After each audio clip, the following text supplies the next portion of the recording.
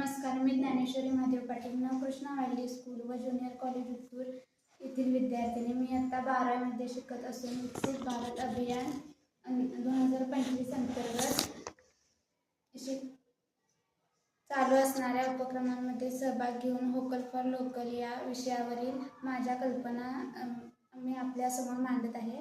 Vocal for local म्हणजेच आयात केलेल्या वस्तूंवर जास्त अवलंबून न राहता देशांतर्गत बनवल्या गेलेल्या वस्तू खरेदी करण्यास आणि त्यांचा वापर करण्यास लोकांना प्रोत्साहित करण्यासाठी ही मोहीम आहे. ही मोहीम यशस्वीरित्या पार पाडण्यासाठी आपण ऑनलाईन प्रमोशन करू शकतो.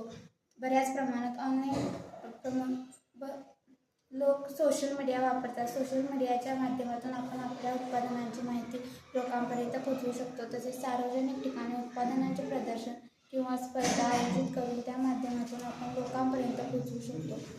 यासोबतच ऑनलाईन मार्केटचा वापर आपण करू शकतो. उदाहरणार्थ ॲमेझॉन, फ्लिपकार्ट एक्सेट्रा.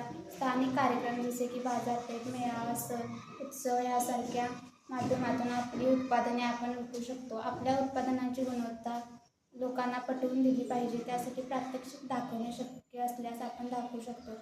खरेदीला प्रोत्साहन देण्यासाठी विशेष डील, मर्यादित काळासाठी ऑफर तयार करा. हस्तकला, पाककला यासारख्या व्यवसायासाठी प्रदर्शन भरून प्रत्यक्ष वस्तू पदार्थ लोकांना हाताळायला देऊ शकता. सण उत्सवांच्या दिवसांमध्ये त्या विशिष्ट प्रकारच्या वस्तू बनवून विक्री करू शकता. त्याचबरोबर आपलं कुटुंब, मित्रपरिवार, नातेवाईक यांच्याशी संपर्क करून तुमच्या उत्पादनांची जाहिरात समाजात देऊ शकता.